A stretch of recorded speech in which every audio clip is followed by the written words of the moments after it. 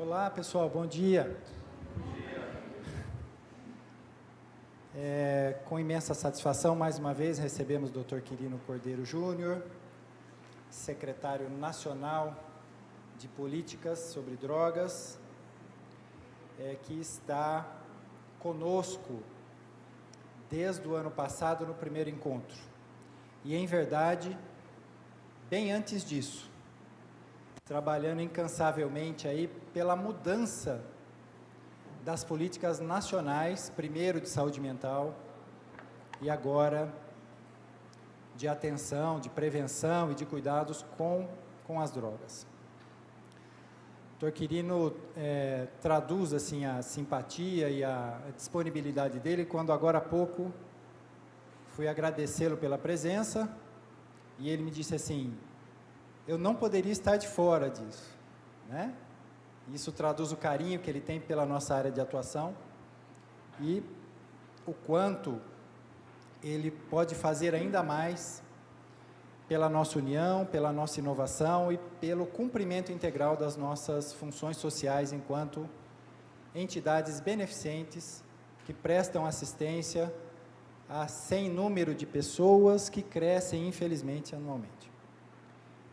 Peço para que o Dr. Quirino, em virtude da impossibilidade da doutora Maria Dilma Teodoro, atual coordenadora de saúde mental do Ministério da Saúde, diante da impossibilidade dela estar conosco nessa mesa redonda, que incorpore também um assunto que você conhece tão bem, que é a questão da psiquiatria, da saúde mental e da participação dos hospitais psiquiátricos nessa rede.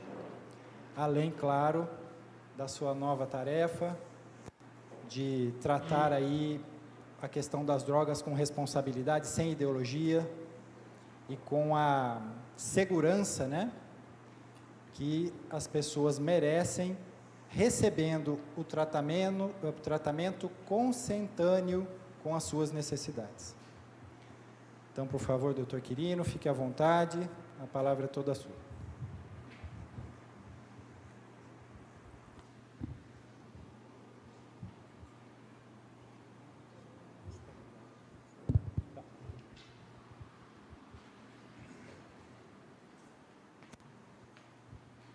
Bom dia a todos vocês.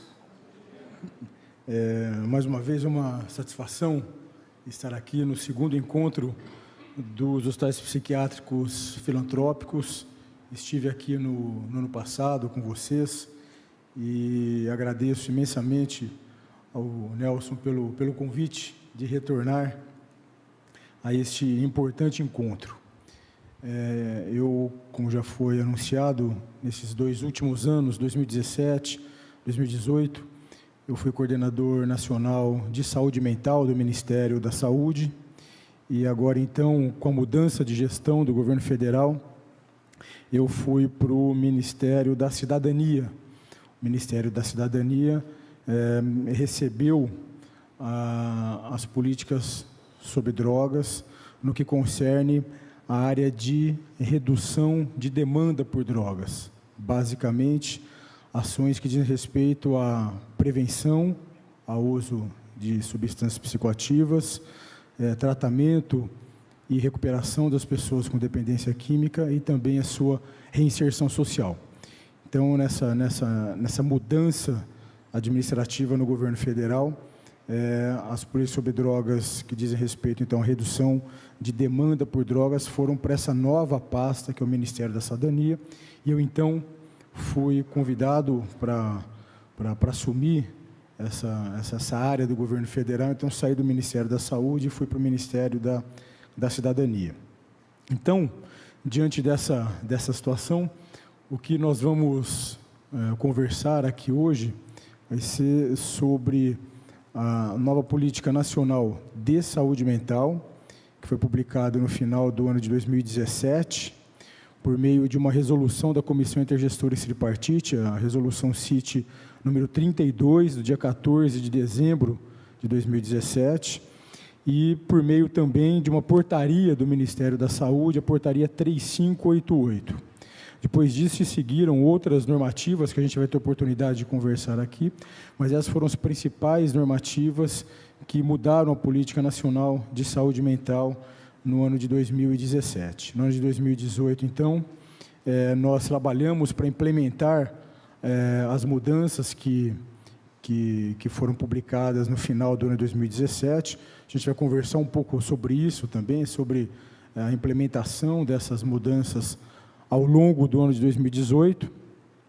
E agora, então, no ano de 2019, neste ano em que estamos, eu agora no Ministério da Cidadania, também trabalhei para as mudanças na Política Nacional sobre Drogas. Então, no dia 11 de abril deste ano, 2019, foi publicado o Decreto Presidencial número 9761, que muda a Política Nacional sobre Drogas, de modo que hoje nós temos uma nova Política Nacional sobre Drogas e os hospitais psiquiátricos foram contemplados também nessa mudança, tal qual foram contemplados também na mudança que realizamos na Política Nacional de Saúde Mental no final de 2017.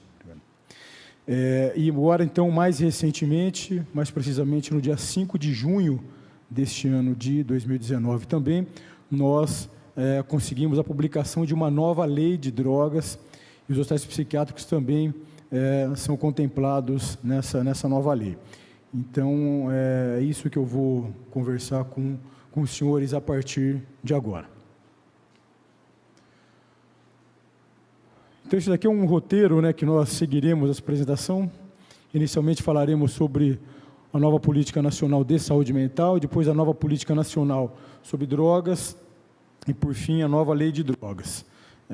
Para que nós possamos ter uma ideia, então, das novas ações que estão em curso no governo federal desde o final do ano 2017. Então, aí um pouco mais de um ano e meio que nós estamos trabalhando nessas mudanças. Primeiramente, então, falando da Política Nacional de Saúde Mental, interessante nós apresentarmos aqui um breve histórico para que nós entendamos, então, um pouco de como as coisas estão organizadas e como a gente, então, começou a realizar as mudanças na Política Nacional de Saúde Mental. Acho que o primeiro ponto importante é que nós falamos de algumas novas normativas que passam, então, a nortear as políticas públicas na área de saúde mental e, mais recentemente, na área de drogas, no enfrentamento às drogas no Brasil. Mas, na realidade, desde o ano de 2001, então aí já se vão 18 anos, nós temos um marco regulatório importante que regulamenta a assistência na área de saúde mental, assistência às pessoas que apresentam transtornos mentais e também dependência química no Brasil, que é a Lei 10.216, que foi publicada, então, no ano de 2001. Essa é uma lei importante, só que o que acaba acontecendo é que existe uma interpretação equivocada, mas quando é equivocada ainda tudo bem, mas acho que a grande questão é que existe uma interpretação de má-fé, de muitos grupos que compõem o cenário da política sobre drogas no Brasil e na política de saúde mental, porque, na realidade, a Lei 10.216, em nenhum momento, ela tem 13 artigos, e se nós lermos cada um deles, em nenhum momento nós vamos ver, por exemplo, escrito que os hospitais psiquiátricos precisam ser fechados, por exemplo. Pelo contrário, no seu artigo 6º, que não está aqui, aparece, por exemplo, a possibilidade da realização de internações psiquiátricas, nas suas 3 modalidades: internação voluntária, involuntária e compulsória. Ou seja, em nenhum momento a Lei 10.216 diz, por exemplo, que os hospitais psiquiátricos devem ser fechados, que eles não devem existir para prestar cuidado, atendimento, assistência às pessoas que apresentam transtorno mental e dependência química. Pelo contrário, no seu artigo 2º também, a Lei 10.216, diz que todo tratamento na área de saúde mental e dependência química, obviamente, precisa ocorrer de maneira consentânea à necessidade dos pacientes, de acordo com as necessidades que o indivíduo apresenta. Ora, se o indivíduo apresenta a necessidade de receber um tratamento de base comunitária em um ambulatório, cabe ao poder público ofertar esse tipo de atendimento. Em contrapartida, se o indivíduo tiver necessidade de receber o atendimento de base hospitalar, caberá também ao poder público ofertar esse atendimento, sob pena de descumprimento da lei, já que no texto da lei está bem claro que, no seu parágrafo único do artigo 2º, são direitos da pessoa portadora de transtorno mental ter acesso ao melhor tratamento do sistema de saúde, consentâneo às suas necessidades, e não de acordo com concepções ideológicas de determinados grupos que ocupam o poder em determinado momento histórico. Então, essa é uma primeira questão que precisa ficar claro para a gente, né? Ou seja, que existe uma legislação que não é recente, que não é tão contemporânea assim, que já vão aí quase 2 décadas, e que, em momento nenhum, descarta a necessidade do hospital psiquiátrico, pelo contrário, no seu artigo 2º e no seu artigo 6º, colocam a atenção hospitalar como sendo necessária para o adequado tratamento das pessoas com transtornos mentais e dependência química.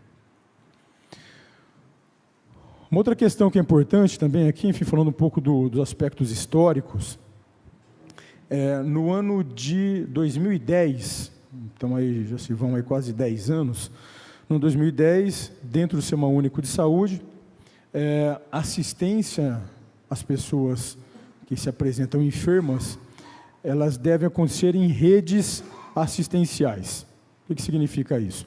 Significa que houve um entendimento do Sistema Único de Saúde que as pessoas que apresentam quadros clínicos diversos, não só transtorno mental, deveriam receber cuidado, tratamento, assistência em redes assistenciais, para que o tratamento acontecesse de acordo com as suas necessidades. Ou seja, se o indivíduo, novamente, tem a necessidade de receber um tratamento de menor complexidade, por exemplo, talvez possa receber o tratamento na atenção básica. Se ele precisa de um tratamento de maior complexidade, ele precisa receber o tratamento também no serviço de base comunitária, mas no serviço especializado. Se o quadro se agudiza, ele precisa receber um tratamento num pronto atendimento e, eventualmente, ser internado. Isso acontece em qualquer área da saúde, em qualquer área da medicina, e na área da psiquiatria, isso não foge à regra.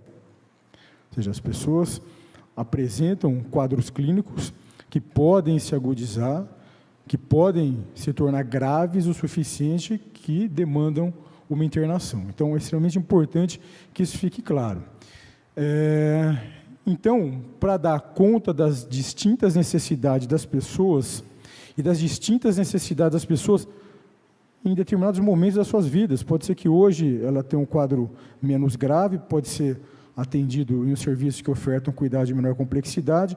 Quando o quadro ficar mais grave, talvez ela precise de um cuidado em um serviço que vai ofertar um cuidado de maior complexidade, de maior intensidade. Dentro desse contexto, então, foram criadas distintas redes de atenção em saúde. Então, por exemplo, rede Cegonha para mulheres gestantes, rede de atenção urgência e emergência, rede de cuidado da pessoa com deficiência, que é a rede Viver Sem Limites. E, no ano seguinte, então, no ano de 2011, foi criada a rede de atenção psicossocial, que os senhores com certeza conhecem, que é a RAPS. Foi criada por meio de uma portaria do Ministério da Saúde, a portaria 3088, no ano de 2011. A rede de atenção psicossocial, então, foi constituída por uma série de serviços para que, novamente, para que pudessem dar conta das distintas necessidades das pessoas. Essa daqui é a composição inicial da RAPS, de acordo com a portaria 3088 de 2011. Então, aqui nós temos os CAPs, Centros de Atenção Psicossocial, que foram criados para dar conta de pacientes que apresentam quadros clínicos mais graves, que necessitam de abordagens mais complexas, de maior intensidade, basicamente centrado na reabilitação psicossocial do paciente. As residências terapêuticas, serviços que foram criados para ajudar que pacientes moradores de longos períodos de hospitais psiquiátricos pudessem sair dessa condição e que pudessem, então, voltar para para a sociedade. Unidade de acolhimento, para dar suporte a pessoas que apresentam dependência química, são residenciais transitórios. Leito de saúde mental em hospital geral, são leitos para atender pacientes com quadros clínicos agudizados. Atenção básica, urgência e emergência, que não necessariamente são serviços especializados, mas também compõem a rede de atenção psicossocial. A prevalência de transtornos mentais na população é extremamente alta, de modo que não é possível nós imaginarmos que nós vamos dar conta da assistência em saúde mental para a população como um todo, se nós não nos valermos também, por exemplo, de serviços que não são necessariamente especializados na área de saúde mental. Então, por exemplo, a atenção básica é extremamente importante dentro desse contexto. E comunidades terapêuticas, que desde o início da rede de atenção psicossocial a compõem. São serviços residenciais transitórios também, por acolhimento, não para internação, de pessoas que apresentam dependência química. Só que aqui, de cara, nós sentimos falta de alguns serviços, sim ou não? Sim. Sentimos falta aqui de hospitais psiquiátricos, hospitais dia e ambulatórios de saúde mental, né? Então, aqui, quando da constituição da rede de atenção psicossocial, da RAPS, por questão meramente ideológica, de entendimento, por questão de posição política de gestores que compunham o governo federal naquela ocasião, esses serviços não fizeram parte inicialmente da constituição da rede. E serviços extremamente importantes para a assistência dos pacientes com transtorno mental e dependência química, como os hospitais psiquiátricos, que já vinham sendo, enfim, alvo de um processo de fechamento já bem antes da publicação da Constituição da RAPS, começaram, então, esse processo começou a se acelerar, porque se esses serviços não compunham a rede de atenção às pessoas que apresentam transtorno mental, eles realmente não são necessários, então, eles são prescindíveis, a gente pode, então, dar mais potência no processo de fechamento. E é isso que acabou acontecendo no país, levando, como a gente vai ver mais para frente, uma grande desassistência de base hospitalar para as pessoas que apresentam transtornos mentais e dependência química no país. E também nós começamos a ter no país o fechamento, também de maneira irresponsável, de serviços extremamente importantes para o atendimento de base comunitária, que são os ambulatórios. E isso levou uma grande desassistência de base territorial para as pessoas com dependência química e transtornos mentais, como a gente vai ver mais para frente. Essa é uma questão importante, né? Eu estive no final do ano passado em São José dos Campos, em um evento, o Nelson, inclusive, estava lá naquela ocasião, e em que pese, né, a mudança, por exemplo, da Política Nacional de Saúde Mental ter acontecido no final do ano 2017, em alguns lugares ainda existe uma posição contrária às mudanças, né? Eu estou falando isso porque é importante nesse fórum nós conversarmos sobre essa questão, é importante nós termos esse entendimento para que nós possamos fazer frente, né, a essas resistências, que não são poucas, que ainda existem Brasil afora. Então, ano passado, por exemplo, nós tivemos em São José dos Campos, e o Departamento Regional de Saúde, a DRS, aqui de São Paulo, responsável pela assistência ou desassistência, né, em saúde, lá na região de São José dos Campos, estava propondo o fechamento de 2 grandes ambulatórios naquele município, um ambulatório de psiquiatria geral e um ambulatório de psiquiatria da infância. E essa é uma questão que esse é o ápice da irresponsabilidade, da inconsequência, né? Não é possível mais nós aceitarmos que serviços que atendam pessoas, que prestam serviço importante para o atendimento das pessoas, continuem sendo fechados no Brasil. Então, a gente ter esse entendimento é importante para que nós, nas nossas realidades locais, possamos também fazer frente a essa grande resistência que ainda existe em muitos lugares.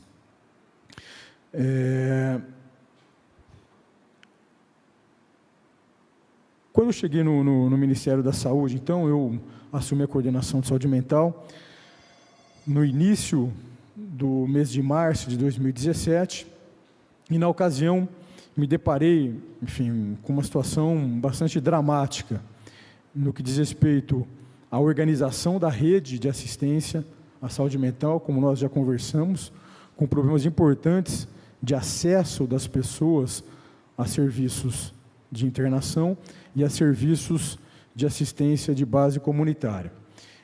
Nós tínhamos o que é chamado de um mental health gap, que é um hiato assistencial, principalmente para a internação e para a assistência de base comunitária, de base ambulatorial. E nós começamos a identificar também, além dos problemas da organização da rede assistencial, começamos a identificar também problemas de gestão da política. Então, nós identificamos a não aplicação de algumas centenas de milhões de reais que deveriam ter sido aplicados na rede de atenção psicossocial, e isso acabou não acontecendo. Nós apuramos isso, fizemos um diagnóstico situacional, encaminhamos isso dentro das instâncias do SUS, como, por exemplo, o DENASUS, que é o departamento que cuida das auditorias do SUS, encaminhamos também para o Ministério Público Federal em alguns desses casos. Então, nós tínhamos uma gestão completamente perdulária e inconsequente das políticas públicas na área de saúde mental. O que fez, então, com que nós publicássemos uma resolução acordada e acordada com os gestores do SUS, para que, se em determinado tempo esse recurso não fosse utilizado, então, esse recurso deveria ser devolvido para a União. Uma outra questão que nós identificamos também era problemas de gestão dos serviços que compõem a rede. Então, por exemplo, só para a gente ter uma ideia aqui, os leitos de saúde mental em hospital geral tinham uma taxa de ocupação extremamente baixa, menos de 15% de taxa de ocupação, né? E nós, por outro lado, tínhamos uma demanda represada gigantesca por internação. Ou seja, por um lado, tinham leitos que não eram usados, e por outro lado, tinha uma demanda cada vez mais crescente por internação. Por que isso acontecia? Também, novamente, por questão ideológica, por questão de entendimento. As portarias que regulavam esses leitos de saúde mental em hospital geral, basicamente, colocavam que esses leitos não tinham que existir dentro de unidades especializadas de saúde mental, de psiquiatria nos hospitais gerais. Esses leitos, basicamente, eles ficavam em enfermarias gerais. Então, enfermarias de clínica médica, de cirurgia, de ortopedia. Por quê? Com a ideia subjacente de que, se você colocasse as pessoas em uma unidade especializada em saúde mental no hospital geral, você estaria formando, então, um mini manicômio, né? Então, era essa a ideia que era subjacente, que justificava que esses leitos, então, não existissem em unidades especializadas, mas sim em enfermarias gerais nos hospitais não especializados. Basicamente, talvez só quem não conhece realmente tecnicamente saúde mental, psiquiatria, vai conceber, por exemplo, uma situação que um paciente que apresenta um quadro de transtorno afetivo bipolar, num quadro de mania psicótica, vai ter condições de ficar o dia inteiro deitado do lado de um indivíduo que teve uma laparotomia, outro que infartou, outro que quebrou a perna. Não é possível isso. Leitos de saúde mental em hospital geral são importantes desde que existam condições técnicas e físicas para que as pessoas sejam internadas. Caso isso não exista, a consequência é essa: esses leitos não conseguem ser utilizados. Basicamente é isso. O que nós tivemos no Brasil foi a implantação de leitos fake, leitos, na verdade, que não existiam. Eu estou falando disso porque eu tive a oportunidade de visitar uma série de lugares em que esses leitos, nós esperávamos que eles existissem e eles não existiam. Basicamente, eram habilitados 2, 3, 4 leitos em santas casas do interior do Brasil afora. E tinha um outro problema aqui, que o Ministério da Saúde pagava na totalidade por esses leitos, como se eles estivessem sendo ocupados 24 horas todos os dias do mês. Esses leitos custavam para o poder público cerca de 80, 90 milhões de reais por ano, e com baixíssima taxa de ocupação. Então, era essa a realidade que a gente tinha, novamente, por conta de questões ideológicas de entendimento. E quando nós publicamos a nova política, nós mudamos isso. Então, para que um leito seja habilitado no SUS, no Hospital Geral, ele precisa estar dentro de uma unidade de psiquiatria, uma unidade fechada, ter no mínimo 8 leitos, a presença obrigatória de um psiquiatra, não só psiquiatra, psicólogo, assistente social, equipe de enfermagem especializada, enfim, que seja uma enfermaria para dar conta das necessidades específicas que os pacientes com transtornos mentais apresentam. Não dá para a gente imaginar que, por decreto, eu vou mudar a realidade que os pacientes que apresentam transtornos mentais apresentam. Então, nós mudamos isso quando a publicação da nova Política Nacional de Saúde Mental, naquela portaria que eu falei para vocês, na 3588. Nós tínhamos problemas também de registro de atendimento dos CAPs. Muitos CAPs não registravam nenhum tipo de atendimento. Nós tínhamos problema, por exemplo, de equipe mínima dos CAPs, cerca de um em cada 5 CAPs no Brasil não tinha equipe mínima. Mas aqui talvez esteja um problema muito importante, né, que é o matriciamento dos CAPs para atenção básica. Como na Constituição Inicial da RAPS, nós não tivemos contemplados os ambulatórios de saúde mental, basicamente a assistência de base comunitária aos pacientes com transtornos mentais ficaram restritas, em tese, na atenção básica e nos CAPs. Atenção básica para manejar pacientes com quadros clínicos mais leves, menos complexos, que necessitariam de uma abordagem não abordagem especializada. Nos CAPs, pacientes mais graves, em geral mais crônicos, que precisariam passar por um processo de reabilitação psicossocial. Entretanto, existe um hiato aí entre pacientes com quadros mais leves, que podem e devem se abordar na atenção básica, e pacientes mais graves, que precisam passar por um processo de reabilitação, que precisam ser atendidos nos CAPs. Esse ato assistencial começou a piorar no Brasil, porque, novamente, os ambulatórios, que já eram poucos, começaram a ser fechados. E acelerou o fechamento a partir da publicação da portaria da RAPS em 2011. Essa é uma situação dramática no Brasil, porque essa desassistência de base comunitária começou a aumentar. E a grande questão é que, para evitar essa desassistência, em tese, a atenção básica tinha que ser muito potente para poder dar conta desses casos mais complexos. Então, o que acabou acontecendo? Acabou acontecendo é que os CAPs precisariam ter um processo importante de matriciamento para a atenção básica, ajudar a atenção básica a atender esses casos. Só que os CAPs não davam conta. A gente viu, na pesquisa que a gente fez, só 15% dos CAPs no Brasil faziam matriciamento para a atenção básica. E aqui também,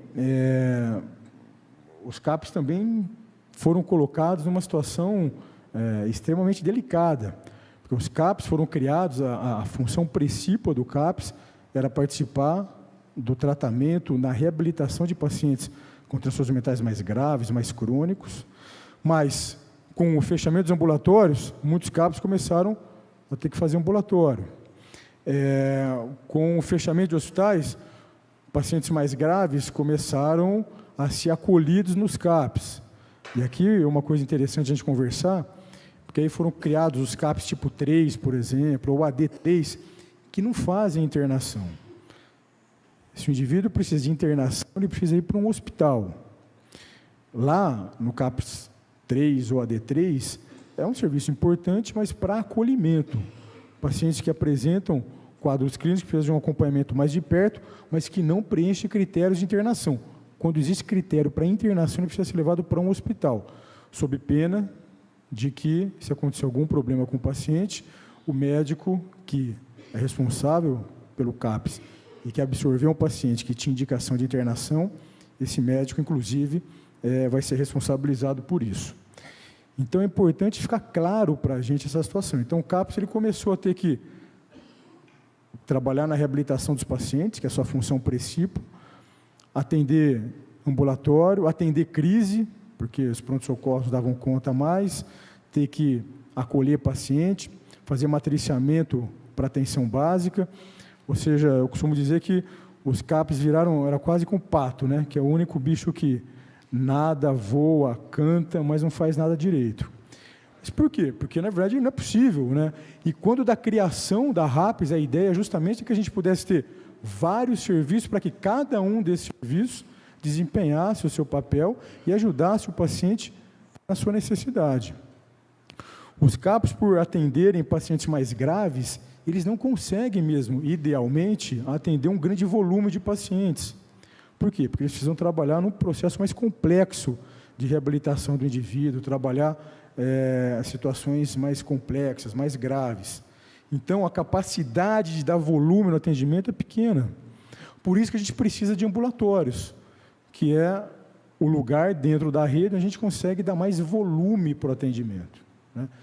Eu estive recentemente com o professor Ronaldo Laranjeira, que é o presidente da SPDM, aqui em São Paulo, que administra vários CAPs aqui no município e administra também o ambulatório da Vila Maria, que é um ambulatório importante aqui, talvez um dos principais ambulatórios de psiquiatria aqui no município de São Paulo, que é administrado também pela SPDM. Eu estive com ele semana passada, discutindo alguns projetos, algumas questões, e ele me disse que todos os CAPs administrados pela Unifesp, aqui no município de São Paulo, são 16 CAPs, atendem o mesmo número de pacientes que o AME da Vila Maria, que é o ambulatório da Vila Maria. E aí, se a gente fecha esse ambulatório com a ideia de que esses pacientes vão ser atendidos na atenção básica no CAPS, a gente vai desassistir essas pessoas. Por quê? Porque os CAPs e a atenção básica não têm condições de atender esse tipo de paciente que são acompanhados nos ambulatórios. Então, os ambulatórios são extremamente importantes para que a gente tenha um atendimento de base comunitária fortalecido. Nós também, enfim, publicamos uma resolução da CIT, que se esse serviço, como, por exemplo, os leitos de saúde mental geral, se eles não funcionassem de maneira apropriada, a partir, então, do início do ano passado, esse recurso que era aportado para esse serviço deveria ser suspenso. Aí, nessa situação, então, no final do ano passado, mais precisamente no mês de novembro, foram publicadas 2 portarias do Ministério da Saúde, recolhendo esses recursos que não vinham sendo utilizados de maneira apropriada. E aí, houve, né, uma grande gritaria, né, em alguns movimentos aí da área de saúde mental, que nós estávamos tirando dinheiro da RAPS. E não era, na verdade, era um dinheiro que não estava sendo utilizado para absolutamente nada, e esse dinheiro é meu, é de vocês, e é inclusive dinheiro de quem estava gritando. E não dá para a gente fazer gestão pública de maneira perdulária e improba. A gente teve outros problemas também, por exemplo, falhas na avaliação dos hospitais psiquiátricos pelo PNASH. O PNASH, que é o Programa Nacional de Avaliação dos Hospitais Psiquiátricos, basicamente foi criado com o intuito de justificar fechamento do hospital psiquiátrico. Foi isso. Não tinha nada além disso. Então, o PNASH, basicamente, ia nos hospitais psiquiátricos, as equipes do PNASH iam, já com uma agenda pré-determinada, e iam buscar problemas existentes ou não, para justificar o descredenciamento e, consequentemente, o fechamento daquele serviço. nós encontramos problemas importantes no PNASH, no Rio Grande do Sul, São Paulo, Minas Gerais, Goiás, Bahia. Nós encaminhamos esses problemas para o DENASUS, isso ainda está tramitando no SUS. Conseguimos reverter pelo menos um desses hospitais indicados para descredenciamento no último PNASH, que é um hospital do Rio Grande do Sul, que fica em Caxias do Sul. Mas isso daqui está no DENASUS para avaliação, e é importante, né, enfim, que as representações dos hospitais psiquiátricos acompanhem esse processo, para que a gente possa acompanhar como é que vai ser o desfecho disso. Mas a gente teve flagrantes desrespeitos ao PNASH. Por exemplo, num hospital em Minas Gerais, em que a nota final do PNASH foi a nota da primeira avaliação, não foi feita a segunda, a nota da primeira foi considerada a nota final e foi indicado por descredenciamento. Por exemplo, situações desse tipo. Então, nós precisamos continuar acompanhando.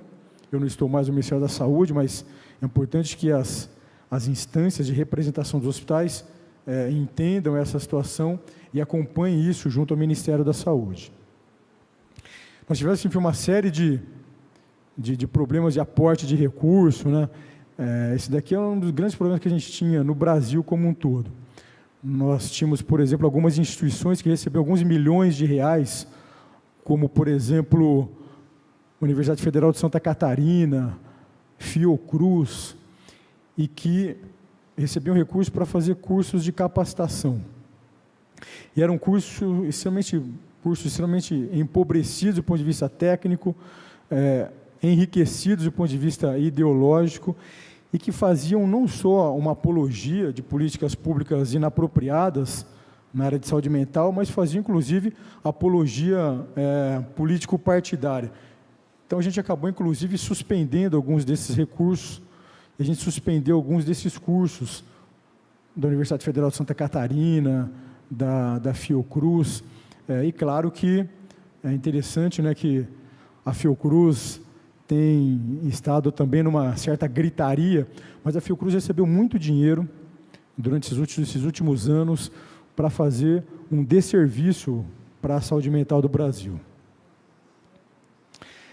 Basicamente, essa situação toda de problemas na organização da rede assistencial e problemas de gestão pública, nós começamos a ter problemas também nos indicadores da nossa política pública em saúde mental. Então, por exemplo, taxas crescentes de suicídio. Se nós levarmos em consideração que o principal fator de risco para alguém morrer por suicídio é a presença de um transtorno mental não tratado adequadamente ou não identificado, isso daqui é um indicador claro de problemas importantes que nós tínhamos na condução da nossa política pública de saúde mental e de drogas no Brasil. Aumento da mortalidade relacionada à presença de transtorno mental. Pessoas com transtornos mentais no Brasil e dependência química vêm morrendo cada vez mais cedo. Altas taxas de moradores de rua com transtornos mentais. A primeira pesquisa clássica realizada no Brasil foi em 1999, em Juiz de Fora, pelo professor Uriel Reckert. E a gente tem outras tantas pesquisas dando conta que nós temos tido um aumento importante de moradores de rua com transtornos mentais e dependência química no Brasil. Por quê? Porque essas pessoas não recebiam o tratamento apropriado, essas pessoas começavam a ter dificuldade de se manter em suas famílias, a sua rede social e familiar começava a se esgarçar, e elas acabavam indo para as ruas. Expansão das cracolândias, é interessante, eu sempre comento essa situação que eu sou originalmente aqui de São Paulo, estou lá em Brasília nesses últimos mais de 2 anos, mas é interessante porque a gente tem bastante contato, né? Quando eu estava aqui, eu fui diretor de alguns serviços de saúde mental aqui em São Paulo, nós tínhamos bastante contato com a Cracolândia de São Paulo, mas esse é um fenômeno das Cracolândias do Brasil inteiro, né? Eu me lembro quando eu cheguei no Ministério da Saúde, um dos primeiros compromissos que eu tive foi participar de uma audiência pública para discutir a Cracolândia de Cuiabá. E aí eu comecei a viajar o Brasil, e comecei a ver que esse é um problema que acontecia no Brasil inteiro. Aumento do uso de álcool na população geral, de álcool e de drogas. Daqui um estudo ao LENAD, o Levantamento Nacional sobre o Uso de Álcool e Drogas, identificando problemas cada vez maiores sobre o uso de substâncias psicoativas no Brasil. Aumento nos afastamentos na Previdência Social por depressão e, principalmente, mais recentemente, por dependência ao crack e de outras drogas ilícitas, como a gente vai ver um pouquinho mais para frente. Superlotação de serviços de urgência e emergência. A Associação Brasileira de Psiquiatria fez um levantamento aqui em São Paulo, mostrando que, se a gente quiser ver, acho que um grande termômetro, talvez, para a gente ver como é que a nossa rede de atenção está funcionando, é a gente ir para o serviço de urgência e emergência e a gente ver pessoas apinhocadas nas macas, nos corredores, aguardando o leito. Isso daí é um grande termômetro.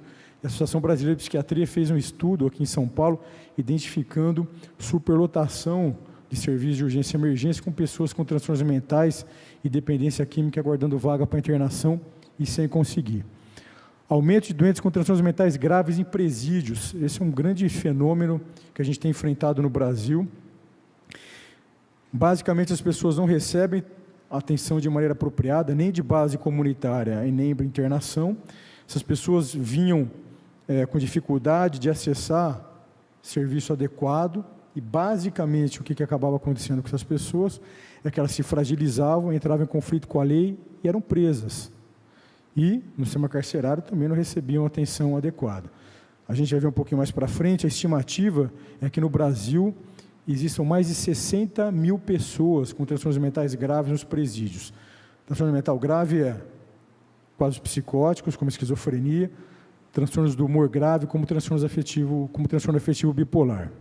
Esse era o cenário que a gente tinha, por equívocos sucessivos na condução da nossa política de saúde mental no Brasil nos últimos 30 anos. É esse o legado que nós recebemos. Aqui vou trazer alguns exemplos, algumas coisas que a gente conversou aqui, só para a gente entender um pouco. Esse aqui é um trabalho, foi publicado recentemente agora, essa revista, uma revista internacional importante, chama PLOS ONE. Essa revista, uma das principais revistas na área acadêmica internacional, que publica trabalhos epidemiológicos, mostrando alta prevalência de pessoas com transtornos mentais graves nos presídios. Esse é um trabalho feito aqui em São Paulo, mas Brasil afora é a mesma realidade. Eu sou psiquiatra de formação, sou médico, sou psiquiatra forense. Eu trabalhei no sistema prisional aqui em São Paulo durante muitos anos. E existem algumas unidades prisionais que têm alas inteiras com pessoas com transtornos mentais, como, por exemplo, CDP de Pinheiros, como, por exemplo, a penitenciária de Franco da Rocha. Por quê? Porque essas pessoas não recebiam atenção adequada e eram presas. Esse não é um fenômeno brasileiro, esse fenômeno é um fenômeno conhecido. Inclusive, até tem um nome. Esse é um fenômeno de Penrose. Essa daqui é a curva de Penrose. O que é a curva de Penrose? Penrose, na verdade, era um epidemiologista britânico.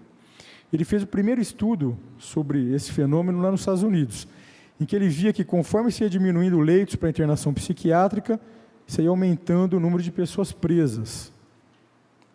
Por quê? Porque se não tinha como internar as pessoas, a pessoa ficava psicótica, ficava agitada, agressiva, entrava em conflito com a lei, era presa. Esse aqui é um trabalho publicado no JAMA. O JAMA é o Jornal da Associação Médica Americana, um dos principais jornais da área de psiquiatria, publicado agora recentemente, 2015, e mostra a curva de Penrose na América do Sul. Um trabalho interessante, foi feito em vários países, inclusive aqui no Brasil, mostrando na América do Sul também uma diminuição de leitos de internação psiquiátrica e um aumento consequente do aprisionamento de pessoas com transtornos mentais. Essa aqui é a curva de Penrose aqui para a América do Sul. E essa daqui é a curva de Penrose do Brasil. Diminuição de leitos psiquiátricos e aumento de encarceramento. Como a gente já falou, né, enfim, a estimativa é que nós tenhamos no Brasil mais de 62 mil pessoas com transtornos mentais graves presas. Essa retórica de manicômio é uma coisa que toda hora volta, né? Enfim, é um discurso, apesar de ser extemporâneo, mas é um discurso ainda muito presente. O grande manicômio no Brasil, hoje, é o sistema prisional. O grande manicômio no Brasil é o sistema prisional. O grande manicômio no Brasil hoje são as ruas, né? Embaixo das pontes, são as sarjetas, para onde vão essas pessoas. E a gente vai ver um pouco mais para frente que um dos grandes manicômios que a gente tem no Brasil hoje, infelizmente não de pessoas vivas, são os cemitérios. Porque as pessoas com transtornos mentais graves têm morrido cada vez de maneira mais precoce pela desassistência que o Estado vinha causando para essas pessoas nos últimos anos. Esse fenômeno todo é por conta disso daqui, ó. Isso daqui é a taxa de leitos psiquiátricos em vários países do mundo. O Brasil tem uma das menores taxas. O Brasil hoje tem menos de 0,1 leito para internação de pessoas com transtornos mentais graves. O Brasil hoje tem menos de 1/3 do mínimo de leitos que deveria ter.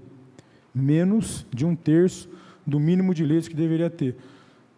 Saiu um estudo na Molecular Psychiatry, uma das principais revistas internacionais na área de psiquiatria, no final do ano de 2017, saiu um editorial estudando o suicídio e mostrando que o mínimo da taxa de leitos psiquiátricos que a sociedade precisa ter para proteger as pessoas com transtornos mentais é 0,3 leitos para cada 1.000 habitantes. O Brasil hoje tem menos de 0,1 leitos.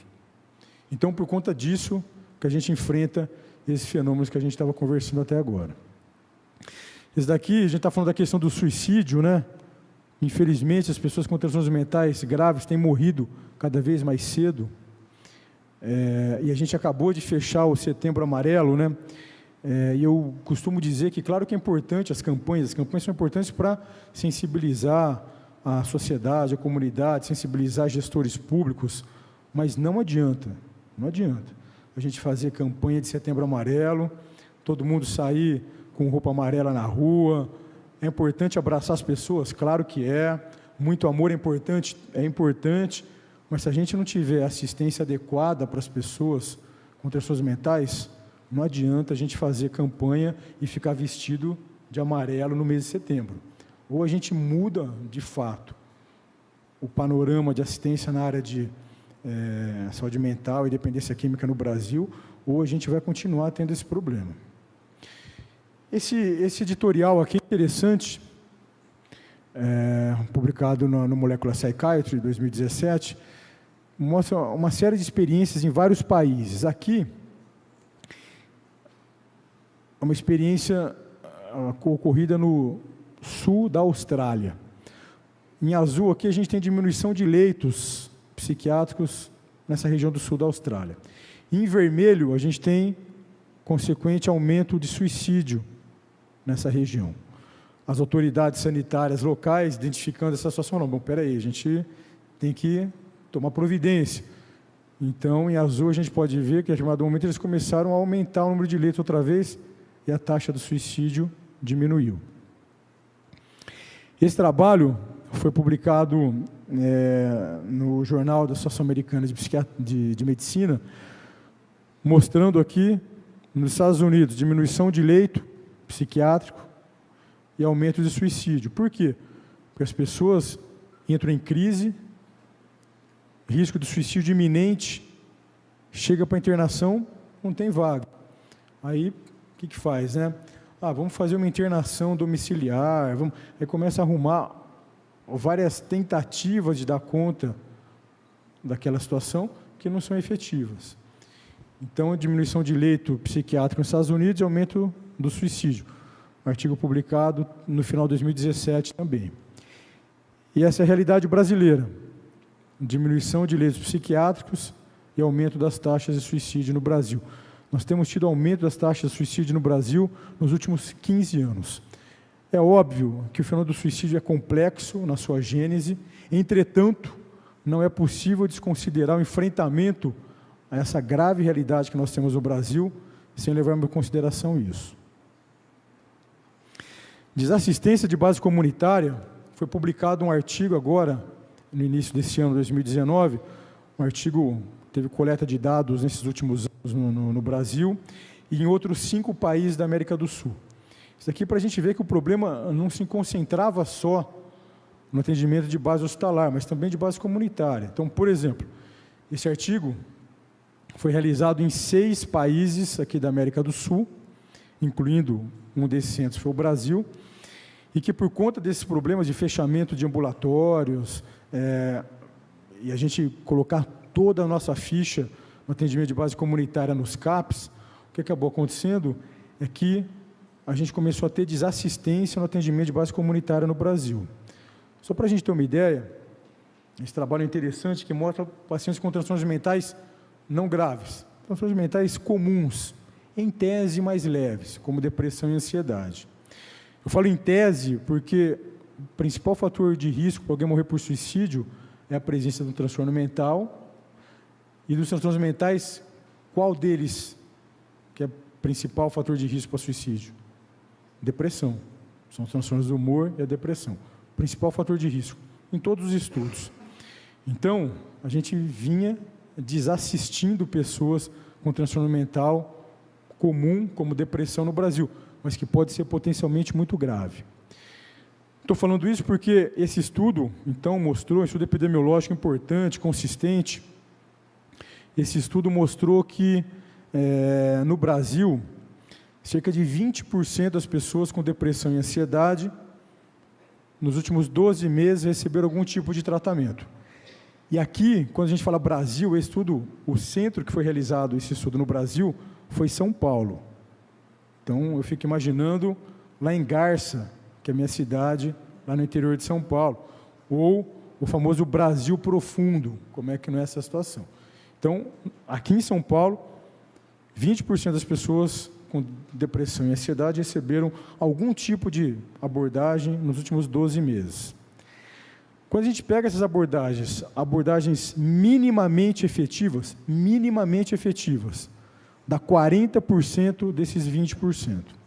Logo, menos de 8% das pessoas com depressão e ansiedade receberam algum tipo de tratamento minimamente efetivo nos últimos 12 meses aqui em São Paulo, mostrando uma grave desassistência de base comunitária no país. Aqui fala um pouquinho sobre a questão do álcool e drogas, enfim, que é a área que eu estou trabalhando agora no governo federal.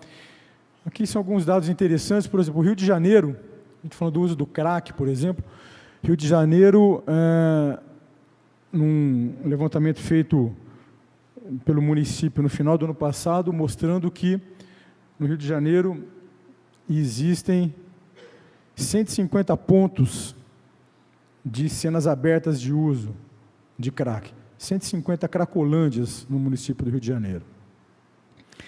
Que pesquisa revela que no ano de 2016 houve um aumento de 160% da população da Cracolândia aqui de São Paulo. Só que na capital paulista, 275 pontos de venda de droga, 80% vendendo crack. Esse é um relatório importante, um relatório do Escritório das Nações Unidas para Drogas e Crime, o UNODC, mostrando que o Brasil consome cerca de 20% todo o crack consumido no mundo, e o Brasil é o segundo maior mercado consumidor de cocaína do mundo. Então, a gente tem um problema importante com o uso dessas substâncias no Brasil, em que pese, novamente, a Fiocruz ter lançado, os senhores devem ter acompanhado, um estudo dizendo que o problema do crack no Brasil talvez não seja tão importante. Claro que a Fiocruz tem, por questões ideológicas, uma bandeira importante na flexibilização, na comercialização, uso, venda, plantio de droga no Brasil. Então, eu costumo contar uma história que é interessante. Eu estava no 2º ano de residência em psiquiatria, aqui em São Paulo, fiz minha formação na USP, era residente do 2º ano de psiquiatria. e teve um professor lá chamado Marcos Leite, que publicou um livro chamado Cocaína e Crack. Isso há 20 anos. Eu era residente e estagiava na época, né, de maneira interessante, no serviço de álcool e drogas, lá do Sol das Clínicas, no Instituto de Psiquiatria, que era o GREA, serviço, na ocasião, referência para o tratamento de pessoas com dependência química. Eu estagiava lá e a gente até brincava entre nós, residentes, a gente falava, pô, mas como é que alguém lança um livro chamado Cocaína e Crack? E a gente não viu até agora nenhum paciente dependente de crack aqui. A gente tinha visto vários dependentes de cocaína, mas de crack nenhum. Isso há 20 anos. Num serviço de referência para o tratamento de dependência química aqui em São Paulo. 20 anos depois, o cenário é esse que a gente vive. Então, a gente vem tendo problemas importantes em relação ao uso de substâncias psicoativas no Brasil. Falando ainda do uso do crack, né, esse daqui é um dado interessante. Historicamente, a dependência química que mais levava ao afastamento do trabalho, por licença saúde no INSS, era a dependência de qual droga? Do álcool. Historicamente era o álcool, que está aqui nessa linha azul. A partir de 2007, o uso e a dependência de drogas ilícitas, principalmente do crack, ultrapassa o álcool e hoje representa, dependência de drogas ilícitas, 3/4 do afastamento do trabalho e 1/4 só a dependência do álcool. Esse aqui é o LENAD, o Levantamento Nacional sobre o Uso de Álcool e Drogas, realizado pela Unifesp, Universidade Federal de São Paulo, mostrando o aumento importante de uso de substância, né, do álcool no Brasil, dessa substância, e mostrando desfechos cada vez mais graves. Então, uso cada vez mais precoce da população, cada vez mais episódios de binge drinking, de usar álcool em grandes quantidades, enfim. Então, a gente vem tendo problemas cada vez maiores com o uso do álcool no Brasil. Esse daqui é o Observatório do Crack. É um observatório criado pela Confederação Nacional dos Municípios, mostrando que 97% dos municípios do Brasil têm problemas importantes com o crack. Isso daqui, aumento das taxas de suicídio no país, que está relacionado ao problema da assistência a pacientes com depressão, por exemplo, mas também está relacionado com a desassistência a pessoas com dependência química. O primeiro fator de risco para alguém morrer por suicídio, transtornos do humor, principal deles, depressão, e segundo lugar, qual que é? Dependência química. Né? 1/4 das pessoas que morrem por dependência química,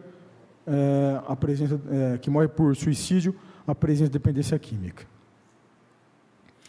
Diante desse cenário, então, enfim, que era um cenário inaceitável, né? Então, nós, no ano de 2017, fizemos esse estudo e apresentamos isso no mês de agosto para a Comissão Intergestores Tripartite do SUS, que é uma instância do SUS que reúne gestores estaduais, municipais e o gestor federal. E aqui eu coloco isso, enfim, só para mostrar uma certa comoção, né, que tomou a mídia na ocasião, isso aqui em agosto de 2017, porque existiam alguns conceitos na área de saúde mental e na política sobre drogas do Brasil, que eram conceitos quase canônicos, né, enfim, que era quase uma heresia esses conceitos serem questionados. Eu costumo dizer que no Brasil nós tínhamos uma realidade que era muito parecida com a realidade que eu encontrei no primeiro livro que eu acho que eu li quando eu era criança, o primeiro livro que eu ganhei, que chama A Roupa Nova do Rei. Alguém já leu esse livro, A Roupa Nova do Rei? A Roupa Nova do Rei é mais ou menos assim. Era um rei muito vaidoso e que contrata alguns vigaristas para serem o seu alfaiate e para fazer uma nova roupa para ele. E esses alfaiates vão lá e no alto da sua vigarice eles dizem que só uma pessoa correta, ilibada, só uma pessoa com essas características poderiam ver a beleza da roupa que eles estavam fazendo para o rei. E aí, todos os bajuladores da corte, assim, cada vez que entravam, né, e viam o rei vestindo a suposta roupa que os alfaiates contratados pelo rei estavam fazendo, chegavam para o rei e falavam: nossa, rei, que roupa linda que o senhor está vestindo, que fantástico que é essa roupa. E o rei, cada vez mais empolgado, né, enfim, com a roupa nova que estava sendo feita para ele, até o momento em que o rei, ele sai para um festejo que estava tendo na cidade, lá no povoado, e aí uma criança olha para o rei e fala: o rei está nu. E aí a cidade inteira fala: é verdade, o rei está nu. A assistência na área de saúde mental no Brasil estava nua. O rei aqui estava nu há muito tempo. E a gente insistia, vários vigaristas insistiam em dizer que, na verdade, o rei estava vestindo a roupa mais bonita que existia na corte. Era isso que a gente tinha no Brasil.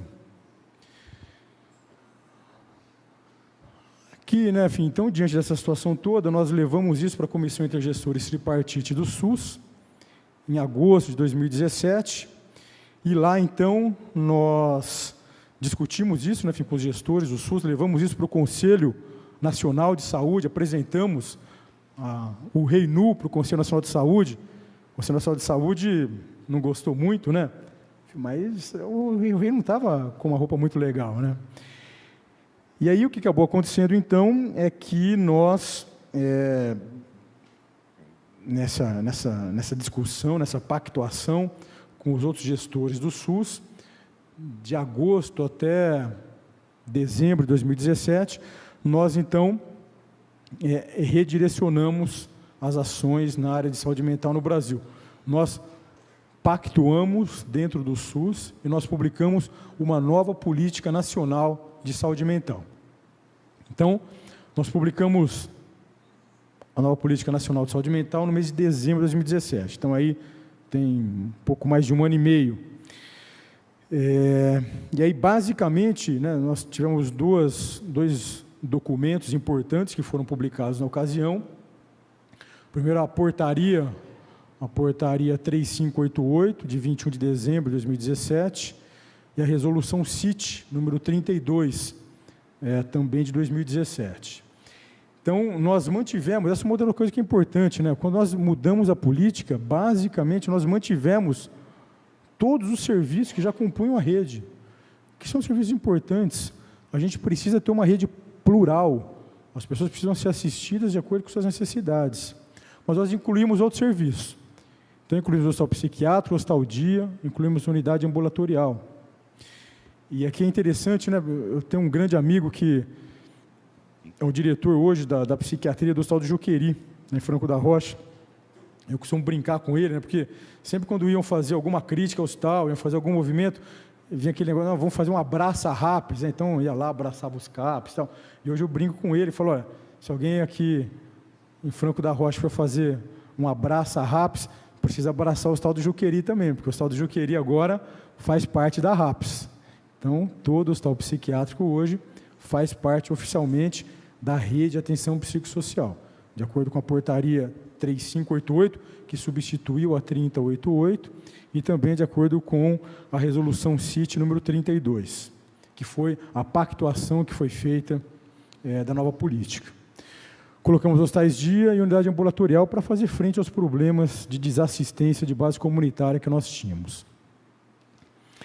O que a gente precisa mesmo é ter uma RAPS, ter uma rede de atenção equilibrada, diversificada, em constante expansão e não em fechamento, como de maneira equivocada algumas autoridades do Estado de São Paulo, por exemplo, ainda continuam insistindo, como a gente conversou, sobre a questão ali do ambulatório, os ambulatórios de saúde mental em São José dos Campos, que ainda bem que aparentemente isso segurou, né? Enfim, a gente esteve lá conversando com o prefeito na ocasião, então, porque não é possível a gente continuar com esse tipo de situação que vinha acontecendo no país. E a gente precisa ter serviços cada vez mais fortalecidos. Aqui é só para mostrar que a gente continuou a expandir os outros serviços da rede. Só em 2017, quando nós publicamos a política, a nova política, nós criamos no Brasil, só naquele ano, 108 CAPs. Nós criamos 92 residências terapêuticas, 140 leitos de saúde mental hospital geral, 3 unidades de acolhimento. A gente continua expandindo a rede, não tem problema nenhum com isso. O que a gente não pode é expandir alguns serviços e destruir outros, e fechar outros. Isso não cabe. As residências terapêuticas, na nova política, nós mudamos. O objetivo das residências terapêuticas antes eram eminentemente retirar moradores de hospitais psiquiátricos, moradores de longos períodos, e agora a gente ampliou o escopo das residências terapêuticas. As residências terapêuticas hoje também servem para receber moradores de rua, né, enfim, que apresentam transtornos mentais graves e egressos do sistema prisional também com transtornos mentais graves, que são pessoas que também, enfim, estão em grande vulnerabilidade social. Aqui nos ambulatórios, na portaria 3588, como eu já disse para os senhores, os ambulatórios foram incluídos na RAPS, e a portaria 544 do ano passado é a portaria, então, que regulamenta como que vai ser o financiamento. Tal. Então, nós colocamos a possibilidade de alocarmos recursos para ambulatórios na RAPS, em ambulatórios especializados em saúde mental, ambulatórios gerais que queiram ter especialidade de psiquiatria, de psicologia, e também em hospitais psiquiátricos ou em hospitais gerais. Então, por exemplo, um hospital psiquiátrico hoje pode receber recursos do governo federal para ter o seu ambulatório de saúde mental para o SUS. Para isso, na verdade, precisa que o gestor local, o gestor do SUS, do seu hospital, faça a solicitação para o Ministério da Saúde. Então, hoje existe essa linha de financiamento. Nós agora não estou no Ministério da Saúde, mas o Ministério da Saúde tem uma linha de financiamento para ambulatórios e financia equipes ambulatoriais. Então, financia médico, psicólogo, assistente social, enfermeiro, para compor ambulatórios e que podem compor esses ambulatórios nos hospitais especializados. E que essa é uma ideia que é importante, porque isso ajuda muito, né? Então, o indivíduo que ficou internado no serviço, ele ir para um tratamento de base comunitária, naquele mesmo serviço, acompanhado por uma equipe que já o conhece. Se ele precisar se tiver necessidade de internação, ele pode voltar para o hospital. Eu tive a oportunidade aqui em São Paulo ser diretor de um serviço, um grande serviço aqui, chamado CAISME, que é o Centro de Atenção Integrada à Saúde Mental da Santa Casa de São Paulo. Eu fui diretor do CAISME durante 6 anos. E naquele serviço nós tínhamos internação, nós tínhamos mais de 80 leitos, 83 leitos, nós tínhamos ambulatório, tínhamos hospital-dia, tínhamos pronto-socorro, porta aberta, de modo que o mesmo paciente podia ser atendido na mesma instituição, pela mesma equipe, em distintos momentos do seu quadro clínico. Então, a grande questão é que, pelo jeito de funcionamento do SUS, o recurso do governo federal é repassado para os territórios, que é chamado fundo a fundo, que é do Fundo Nacional de Saúde, ou para o Fundo Municipal de Saúde, ou para o Fundo Estadual de Saúde, de acordo com a gestão do serviço. Então, mas fica aqui para os senhores, enfim, essa possibilidade, e que o Ministério da Saúde tem tido interesse cada vez maior de expandir o serviço de base comunitária ambulatorial. Aqui que nós reajustamos, enfim, a diária dos hospitais psiquiátricos no final de 2017. Nós tivemos 2 portarias, a 3588, a 2434, fizemos um reajuste de 65%, a gente não tinha reajuste há quase 10 anos. Esse aqui também, para os hospitais filantrópicos, é importante essa informação, que é uma nota técnica que nós publicamos no ano passado, 2018, a nota técnica 103 de 2018. Basicamente, os serviços filantrópicos, que atendem 100% SUS, eles têm direito, nos serviços hospitalares, a um incentivo financeiro do Ministério da Saúde, que é através do programa 100% SUS. E esse incentivo financeiro por conta de questões ideológicas, para promover uma asfixia financeira dos hospitais, esse programa não era destinado para os hospitais filantrópicos psiquiátricos, era ofertado para todos os hospitais filantrópicos, Santas Casas, tal, mas o hospital psiquiátrico filantrópico, não. Então, nós publicamos essa nota técnica 103 de 2018. Então, os hospitais filantrópicos, acho que é importante a presença, né, de vários hospitais filantrópicos aqui, mas também da entidade que congrega os hospitais, para fazer um trabalho junto aos hospitais filantrópicos que atendem 100% SUS, para que eles possam requerer esse adicional de recurso financeiro, né?